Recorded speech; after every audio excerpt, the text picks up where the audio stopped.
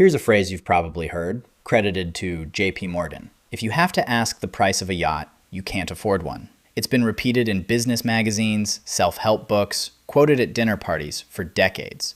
The perfect one-liner about old money never needing to explain itself to anyone. There's just one problem. The biographer who spent years going through Morgan's actual letters and records never found him saying it. The closest documented thing he ever said, to a different man entirely, in a much less quotable moment, was blunter and far less clever. The line survived anyway, not because it was real, but because it sounded like exactly the kind of thing old money would say. That's actually the whole subject of tonight's video. Real old money doesn't announce itself with clever one-liners about yachts. It signals status through 6 specific, quiet behaviors, in how it talks about money, how it dresses, how it discusses work, how it raises its children, how it hosts guests, and how it treats the people who make its comfort possible. Each one traces back to a real family, a real institution, a real, documented moment in the historical record, not a quote invented decades later because it sounded right. By the end, you'll be able to read every one of those 6 signals yourself. Let's start with the first one, and the myth it happens to correct along the way. Silence about money itself. Start with the belief that old money simply dislikes discussing money, as if discretion about wealth were some inborn American trait, present since the country's founding. It isn't, and the person who wrote the rule down most influentially admitted exactly that herself. Psychologist Emily Post was born Emily Price in 1872 in Baltimore, the only child of the architect Bruce Price, the man who designed Quebec's Chateau Frontenac and developed the exclusive resort enclave of Tuxedo Park, New York. She grew up inside the world she would spend the rest of her life describing to everyone else. Her debut came in 1892, and her summers were spent in Bar Harbor and Tuxedo Park, the seasonal towns where a certain class of American society kept its distance from everyone else during the warmer months of the year. In 1922, she published a book called Etiquette in Society, in business, in politics, and at home. It became the founding text of modern American etiquette, the single most influential attempt ever made to write down, in plain language, the unwritten rules a certain class of American already lived by without needing them explained. Here's the detail almost nobody notices about that book. When Post explains why polite society avoids discussing money, she doesn't claim it as some natural American value at all. She quotes a British social historian named G.W.E. Russell directly, who had observed that, probably in all ages of history, men have liked money, but 100 years ago, they did not talk about it in society. Post is telling her readers, in her own founding text, that the silence they're being taught isn't an instinct of American wealth. It's an imported code, borrowed from an aristocracy an ocean away, written down and formalized for an American audience that needed the rule spelled out precisely because it hadn't grown up absorbing it automatically. That detail changes what the silence actually means. It isn't that people with real money find the subject of money distasteful, or that discussing numbers is somehow beneath them by nature. The silence is a signal, deliberately maintained, precisely because everyone already inside the code knows exactly what it means to break it. If you feel the need to state your number, you're telling the room you don't yet trust that your position is understood without one. Old money's silence about money isn't the absence of a message. It is, itself, the message. This is also why the rule functions so well as a filter, generation after generation. Anyone can memorize "don't discuss your salary at dinner" as an isolated tip picked up from a book or a parent's warning. What's much harder to fake is the total absence of tension around the subject in the first place, the specific, unhurried ease of someone who has genuinely never needed to calculate whether saying a number out loud would change how the room sees them. Post didn't just record a rule of etiquette, she recorded a psychological state, and then dressed it in the language of manners so it could be taught to people who hadn't been raised inside it. Consider what it would actually take to fake that ease, as whether the many, many men is the first, but the tip of them is considered anything. Consider what it would actually take to play that over years across hundreds of small interactions. A rule can be studied in an afternoon, a total absence of hesitation, at exactly the right moments, in exactly the right rooms, without a single visible slip, is much closer to a lifetime of unconscious training than a checklist item. That's precisely why the silence works as a filter in the first place. Not because the rule itself is secret, but because living it convincingly, for decades, without ever once needing to think about it consciously, is nearly impossible to shortcut. Center of all this, the very code designed to keep money invisible ended up making Emily Post herself enormously famous for writing about invisibility. Her name became a byword for propriety precisely by explaining, in exhaustive published detail, all the things a genuinely proper person would supposedly never need explained to them at all. The book that taught generations of readers how to seem like they'd never required instruction became itself the instruction manual millions of people bought. That's the tension sitting underneath every signal in this video. The moment any code gets written down and studied, it starts to blur the line between people who inherited it without thinking and people who are simply performing it very well. The second signal moves from what old money doesn't say to what it doesn't wear. Long before quiet luxury became a marketing phrase, one American social class had already turned deliberate plainness of dress into a load-bearing part of its identity. It's worth noticing how differently this signal works compared to the first one. Silence about money is something a person actively withholds, moment to moment, in conversation. Dress is different. It's worn on the body, visible to every stranger on the street, all day, whether you're speaking or not. Which makes the choice to dress down, when dressing up was easily affordable, an even more constant, more public version of the same underlying decision, refusing the fastest, cheapest way to be read correctly by someone who doesn't already know you. The Boston Brahmins, families like the Cabots, Lowells, Appletons, Codmans, Saltonstalls, Forbeses, and Winthrops, formed the historical elite of Boston, and they built a code of dress that ran in the opposite direction from what most people assume wealth looks like. As one account of the group put it plainly, in old Boston, people used to dress as far down as possible. Status wasn't communicated through visible expense. It was communicated through something much harder to fake or purchase on short notice. You showed your wealth through your zip code more than what you were wearing. The most quoted line about this entire world came from an unlikely source, and its actual origin is a lot less tidy than the way it's usually repeated. At the Holy Cross College Alumni Midwinter Dinner in Boston in 1910, a physician named Dr. John Collins Bossidy delivered a toast, itself a parody of an earlier toast given by a Harvard graduate back in 1905, that ended with a line that would outlive every dinner it was ever quoted at afterward, where the Lowells talk only to Cabots and the Cabots talk only to God. At the time, newspapers initially credited the line to a different man entirely, the dinner's principal speaker, a Yale graduate named Samuel Clark Bushnell.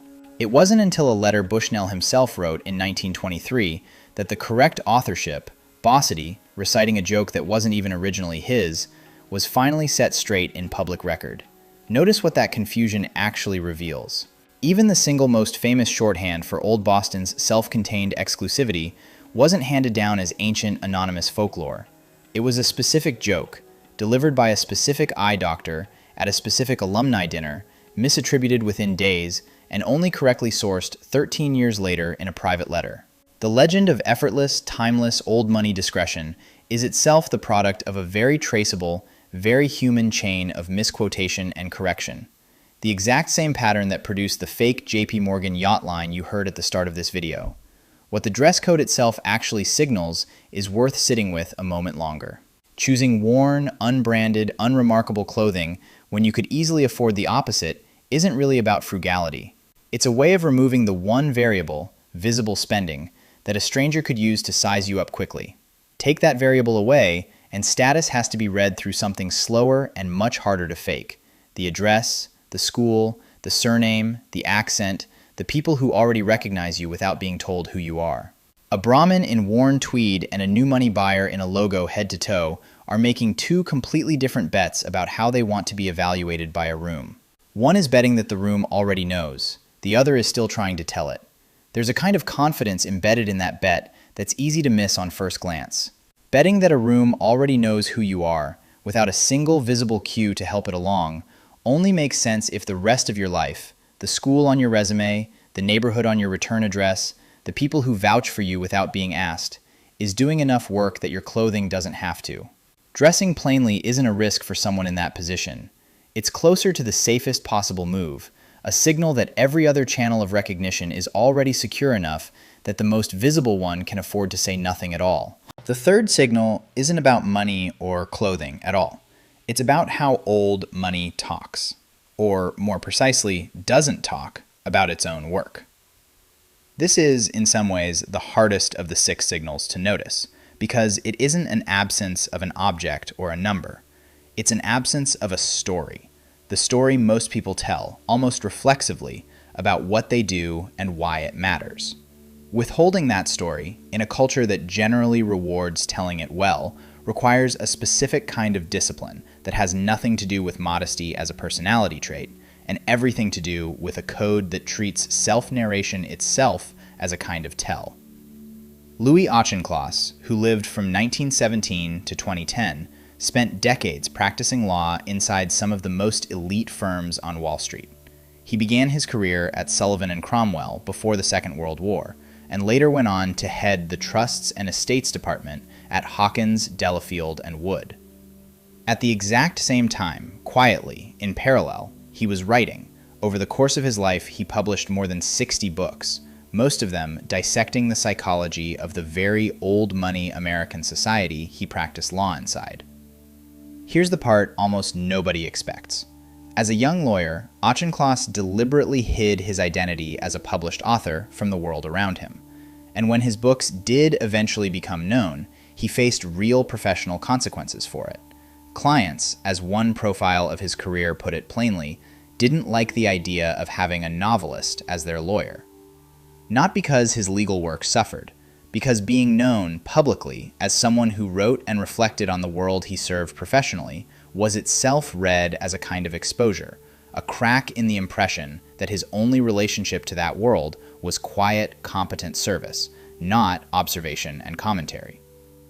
Think about how strange that reaction actually is on its face. A client hiring a lawyer wants competence, discretion, and results. A talented second career, on paper, shouldn't threaten any of that. But inside this specific world, being watched, described, and interpreted by someone who was supposedly just there to handle the paperwork felt like a different kind of risk entirely. The risk of being understood by an insider rather than simply served by one. Sit with what that actually protects. In most professions, publicizing a second talent is an asset. It makes you more interesting, more marketable, more memorable. In Auchincloss's world, it was closer to a liability, because it suggested a kind of distance from the work itself, an observer's eye rather than a participant's total discretion. His silence about being a novelist functioned the same way old money's silence about money does. It kept a private capability from becoming a public performance, which is exactly what the code requires. You can have depth. You can have a second, even extraordinary life. What you can't do inside this code is let anyone watch you enjoy talking about it. This is a mechanism, not just a personality quirk, and it protects something specific. It keeps the boundary blurred between the people who work inside this world and the people who simply belong to it by birth. Talking too openly about your job, your title, your accomplishments signals that the position still needs defending, that you're not entirely sure the room already understands your standing without a resume attached. Auchincloss, brilliant enough to be publicly celebrated as a writer for 6 decades, chose instead to let his legal clients believe he was simply a very good, very quiet lawyer, and nothing more, for as long as he possibly could. What makes his case so useful is that he wasn't hiding a weakness. He was hiding a genuine, well-reviewed second career, the kind of accomplishment most professionals would happily mention at every opportunity. That's the part that reveals how deep this signal actually runs. It isn't about concealing failure or embarrassment. It's about controlling exactly which parts of a life get narrated out loud, and which parts are simply allowed to exist quietly, doing their work without ever being offered up as a talking point for someone else's approval. The fourth signal shows up before any of the others ever have the chance to matter, in how old money deliberately raises the next generation to not need them explained. The first 3 signals can simply be taught in a single conversation, right before they're needed.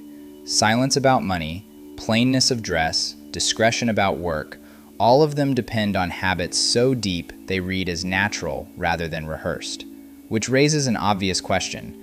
Where does that kind of unconscious fluency actually come from? The fourth signal is the answer. It's manufactured deliberately, starting in childhood, often through real discomfort chosen on purpose by parents who already had every means to avoid it.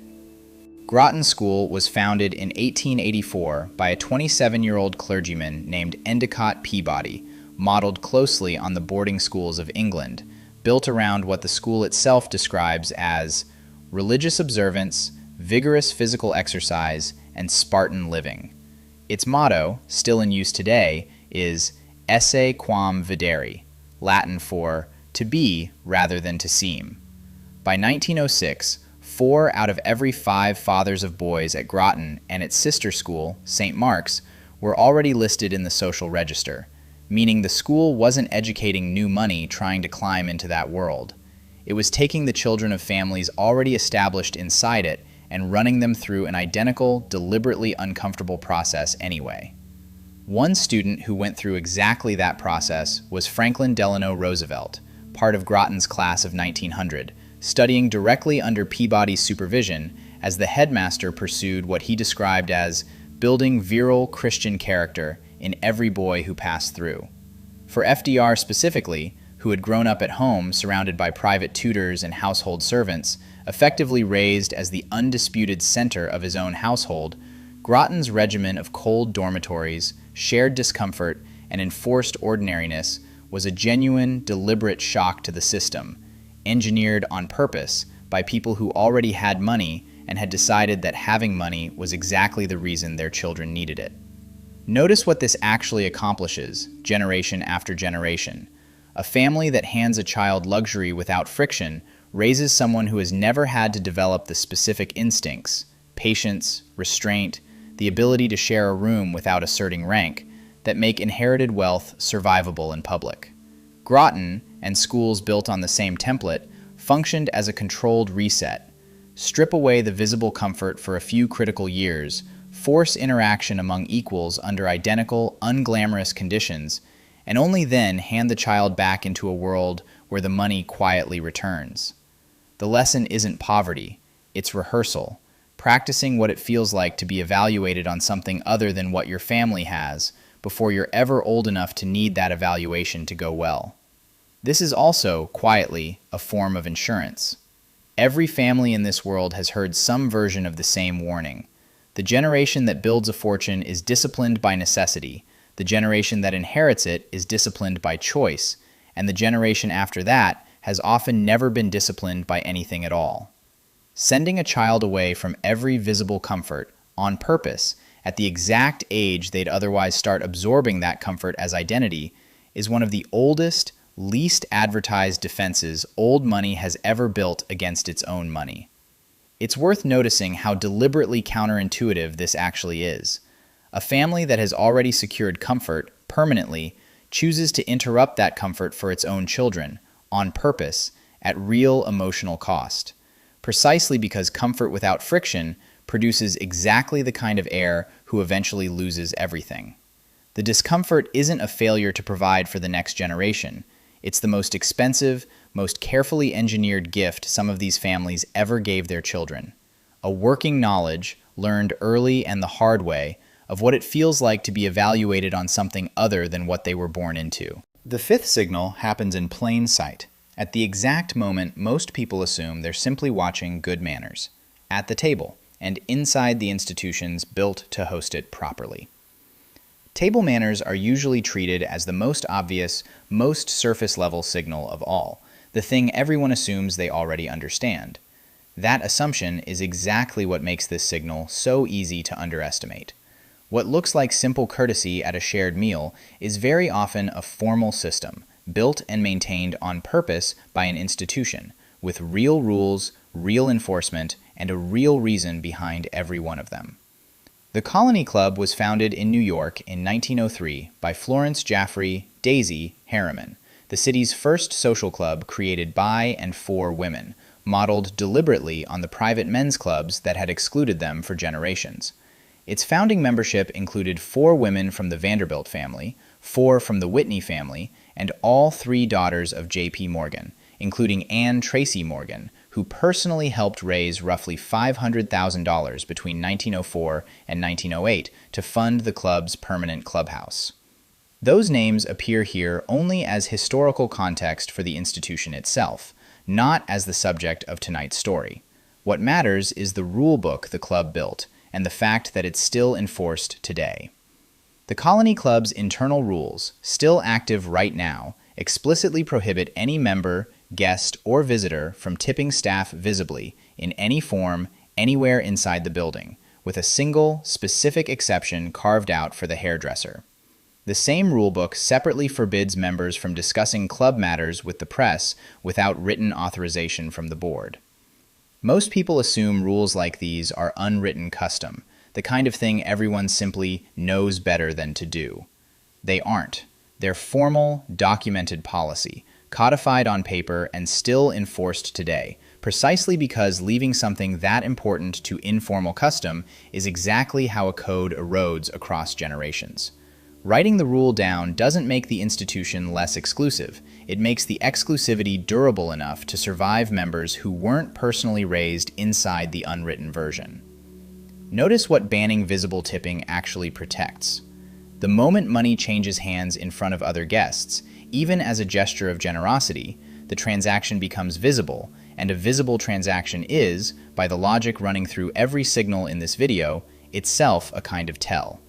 It suggests uncertainty about whether the service was owed as a matter of course, rather than freely rendered as part of a relationship that predates the interaction. Banning press contact does something similar in a different direction.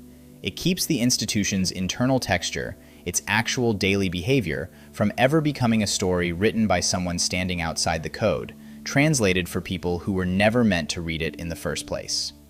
Put both rules together and a club, not just its dining room.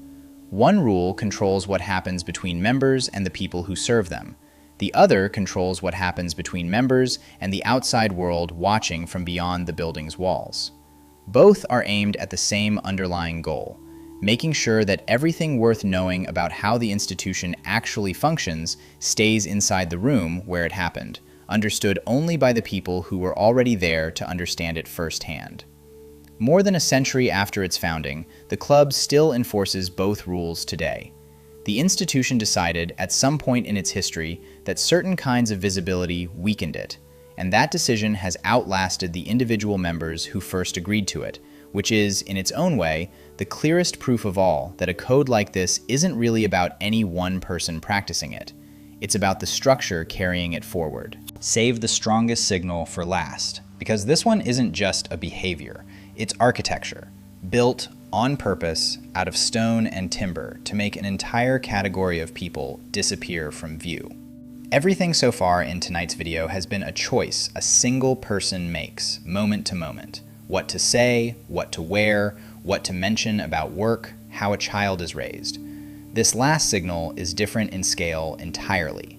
It's a decision made once, at the blueprint stage, by an architect working for a client with essentially unlimited resources, engineered permanently into the building itself so that no single person inside it would ever need to remember to enforce it moment to moment again. The Elms, a summer mansion built in Newport, Rhode Island for the coal magnate Edward Julius Berwind, opened in 1901. Its architect, Horace Trumbauer, designed an entire third floor, the servants' quarters, hidden behind a blind parapet, completely invisible from the ground, engineered specifically so that anyone standing outside the house would see only 2 stories where there were actually 3. The property also included a dedicated underground tunnel, more than 150 feet long, through which coal was delivered directly from the street to the basement, so that neither coal nor the ash it produced would ever be seen by a guest standing on the grounds above. The household staff, 27 working outdoors, 16 working inside, including a French chef, entered the property through a separate side door covered in wisteria, and never once through the mansion's grand front entrance. Every piece of that design solves the same underlying problem. The comfort inside the house depended entirely on labor, fuel, and constant human effort, and the entire point of the architecture was to make sure none of that effort was ever visible to the people enjoying its result. The luxury had to appear to simply exist on its own, without any evidence of the machinery producing it. This is the same instinct running through every signal you've heard tonight, just built permanently into stone instead of practiced in conversation. Silence about money hides the ledger. Plain clothing hides the closet. A quiet career hides the resume. A hard childhood hides the inheritance. Unwritten table rules, written down anyway, hide the transaction. And, at the Elms, an entire architectural floor and a 150-foot tunnel hide the labor itself. The coal, the ash, the 27 people whose daily work made the visible part of the house possible at all. The deeper you go into old money's world, the more consistent this pattern becomes. The less effort a fortune appears to require, the more effort has actually gone into making sure that effort stays invisible. Nothing about comfort at this level is accidental. Every piece of ease you're not supposed to notice was built, on purpose, by someone who understood exactly how much work effortless actually takes. There's something almost paradoxical sitting inside a house like the Elms. 27 outdoor staff, 16 indoor staff, a French chef, a hidden floor, and a 150-foot tunnel all exist for one purpose: to produce the impression that none of them exist at all. The house isn't hiding the wealth that paid for it. Wealth was never the secret. What the architecture actually hides is the labor, the very thing every other signal in this video has also, in its own quieter way, been protecting from view since the opening minute. Picture the two versions of this house side by side.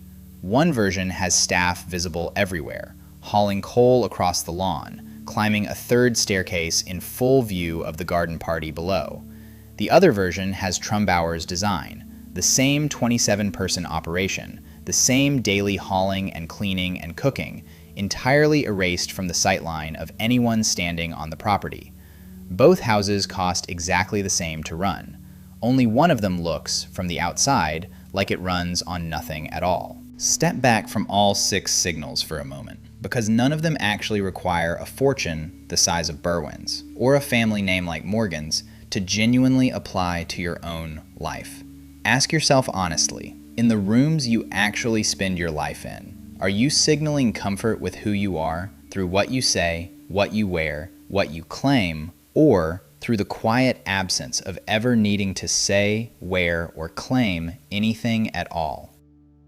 None of the 6 signals in tonight's video work by accident. Silence about money is deliberate. Plain clothing is deliberate. A quiet career is deliberate. A hard, unglamorous childhood is deliberate. Engineered on purpose by parents who could have chosen otherwise. Written rules against visible tipping are deliberate. An entire hidden floor and underground tunnel are deliberate. Every single one is a decision to remove a variable that would otherwise let a stranger measure you quickly, replacing something fast and visible with something slower and far harder to fake. Look at the 6 again, side by side, and a clear progression emerges. The first 3 signals live inside a single person: what they say, what they wear, what they claim about their work. The 4th lives inside a family, shaping a child years before any of the first 3 would even apply. The 5th lives inside an institution, written down and enforced on paper long after any single founder is gone. And the 6th lives inside a building itself, outlasting every person who ever walked through its front door. The scale keeps growing, but the underlying decision never changes. Remove the evidence at every level available, rather than ever let the evidence speak for itself. The instinct, for most people building something worth noticing for the very first time in their own life, runs in exactly the opposite direction. When you finally have something worth noticing, the temptation is to make sure it gets noticed. The title said out loud, the label visible, the story told before anyone has to ask. It feels like confidence. It's actually closer to the opposite, proof that the achievement still needs an announcement to be believed. Every family and every institution in tonight's video made the harder, quieter choice instead, removing the announcement entirely and trusting that the people worth being understood by would understand anyway.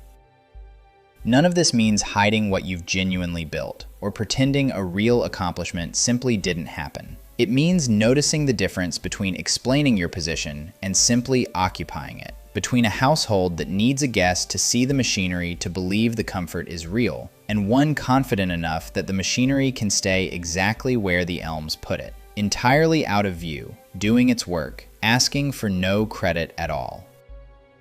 There's an obvious question sitting underneath all 6 signals. Is this mindset even available to someone who didn't grow up inside it, the way Emily Post, Auchincloss, or the Groton boys did? The honest answer is that every one of the 6 people and institutions in tonight's video was, at some point, the first generation to make a specific decision. A first Colony Club rulebook, a first Groton headmaster, a first Berwind choosing to hide his own household's labor. Nobody in this video inherited the instinct fully formed from nowhere. Someone, in every single case, decided it on purpose once, and then the decision simply outlasted them. Every family and institution in tonight's video was making a specific bet, whether they thought of it that way or not, that the people worth being understood by would eventually understand anyway, without ever needing to be told directly, shown a title, or handed a brand name as a shortcut. That bet takes longer to pay off than a well-placed detail dropped into a conversation. It also, as 6 separate, well-documented histories tonight suggest, tends to last considerably longer once it finally does.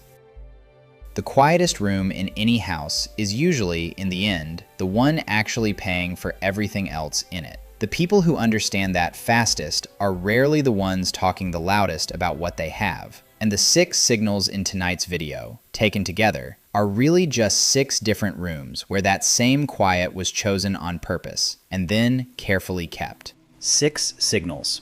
6 real, documented moments. A 1922 etiquette book that quietly credited its own most famous rule to a British historian, instead of claiming it as American instinct.